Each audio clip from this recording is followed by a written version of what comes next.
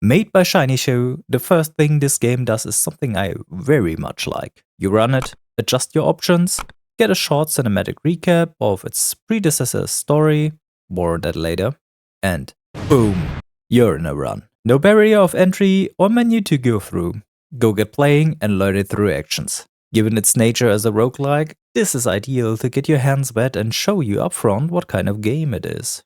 After quickly checking out the UI, unprompted though, we'll soon be confronted with our first battle. Yet before we get into the action, we'll always see this debrief window showing us what kind of enemies we'll face and what they do if we hover over them. More on this later. Once inside our first battle, we get the first instance of a tutorial message explaining the objective we must protect and next up what a deployment phase does. Following up, we'll get explained that we should summon units and that said units will take up a space on the floor they're on.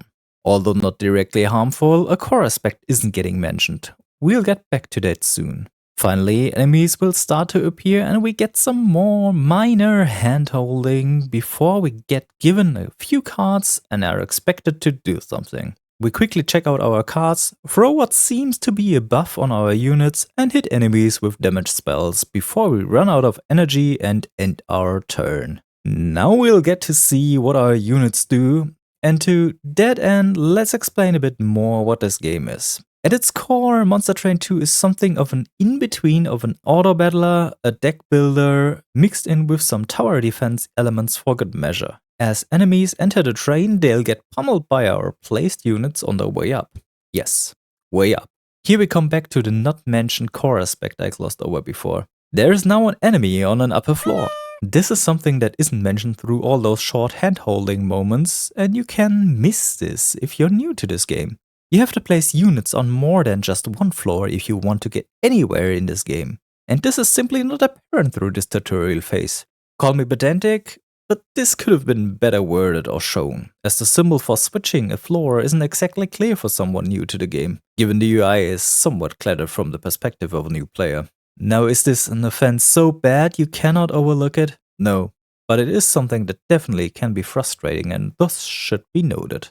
Moving on, we drop some units onto our second floor and keep the fight going, using spell cards here and there, enjoying the soundtrack, which mostly consists of fast metal and rock beats. Until after a few rounds, we're faced with a boss battle and a new tutorial box. It is rather difficult to lose this fight, but it introduces the relentless mechanic. Imagine a cleaner unit from a tower defense. Bosses will fight your units until they give way, so if you want to use spell cards or add units to the floor, do it now or plan for the next floor. After scrubbing the floor with this boss, we'll get to our victory screen. No worries, we didn't wanna run.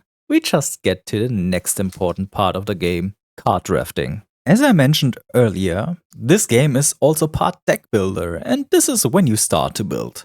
We get some gold, choose a card of a selection of cards from a clan pack and another from an allied clan pack.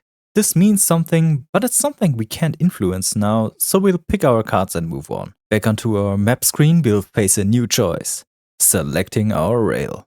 This introduces us to more deck building choices. Yes, this is a game with a lot of choices you can make. As you can see, we are able to upgrade our cards at some stops.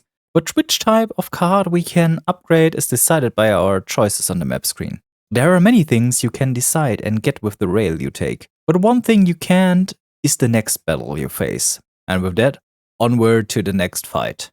Remember the debrief screen? We're back here. So let's go over what we can learn about our enemies. First, our boss. Nothing special here. Gets armor each round and is beefy. Next, Bird Knight. Has an interesting buff, he gets more damage at the front of his floor. Noted, positioning matters. Lastly, healers. Good, let's go. This time we instantly spread our units onto our other floors and get back to haphazardly throwing spells around. But what is this? A new tutorial prompt. This time we're getting informed about combat previews.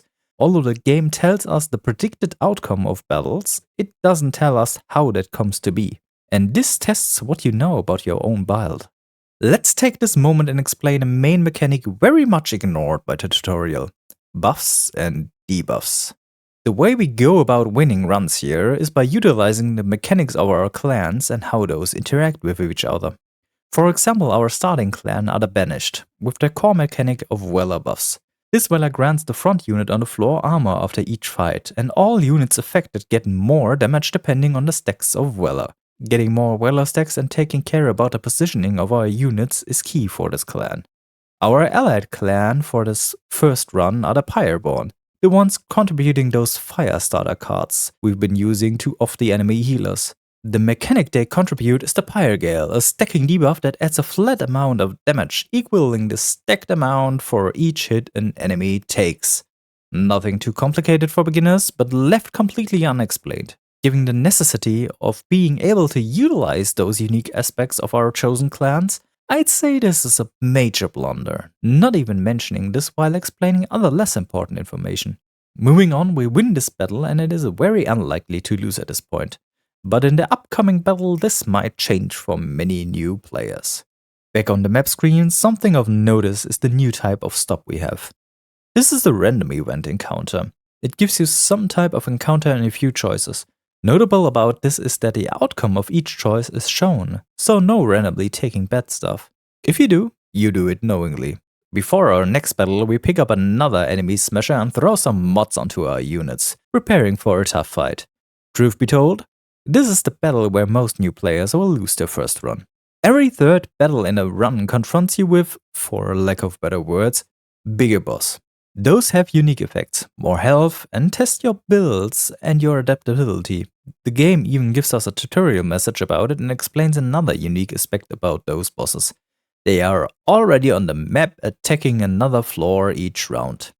This gives us the option to damage the boss early, but also adds another unit on the enemy side we need to consider.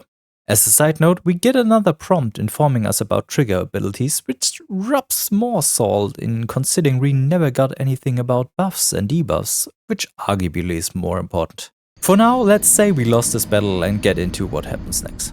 The first thing we get after the run ends is a tally of our score, what goes into that, followed by experience for our chosen clans, and whatever you unlock through this. We get some new cards and can see some stats. No need to go in depth here, those are things that ease themselves in through normal play. Back to base, we finally get some more story, and with this we can focus on what is going on in this game. Monster Train 2 is a direct story sequel. Remember the cinematic recap we glossed over? Basically what happened was that Heaven invaded Hell, even though they had non-aggression pact, and Hell got angry about that, yada yada. Not much depth here, and it wasn't given that much more thought in the first game. The second wants to give us some more story now. First, our champion unit, Fel, is a reoccurring boss we fought in the first game, which gives of a nice feeling of continuity and also is a nice tidbit for players of the first game. Moving on, we get told that after we beat the big bad in the first game, he went ahead and summoned some outer gods to help him reign supreme, which estranged some of the former angels who then joined Hell in a shaky alliance to right the wrongs in heaven. Stakes are high, future looks grim, nothing more needed. Throughout the game we'll get some more story bits here and there, every few runs after completing objectives, hidden behind objectives. Don't expect huge twists and turns though, it is serviceable at best and feels more slapped on than integrated. Could have been implemented better and less boxed, but given the game's nature, it's a good enough motivator. So, let's see how this game fared and come to a conclusion. Although I really enjoyed a hands-on go play initiation, I found that many core systems of the game didn't get explained well to new players or simply got glossed over. I got the feeling that some parts of the tutorial expected us to know about the game and others went ahead and handheld us through even the most basic mechanics. Combined with the wholly unexplained UI, it felt more like throwing new players to the sharks and handheld returning players from the first game. This is serviceable for those who didn't play in a while and needed a refresher, but newbies just need to get good, and boy do I not like this approach. Story-wise, we get some motivation and a few loose threads to get us curious, and although interesting, it gets treated more like an afterthought, which feels like a lot of missed potential. Taking all of this into account, I'd give the tutorial of Monster Train 2 a "Hello old players, leave the newbies back in base" out of 10. Thanks for watching, and if you enjoyed it, consider leaving a like and subscribing. It helps keeping me motivated and striving to improve myself and my content. See you next time.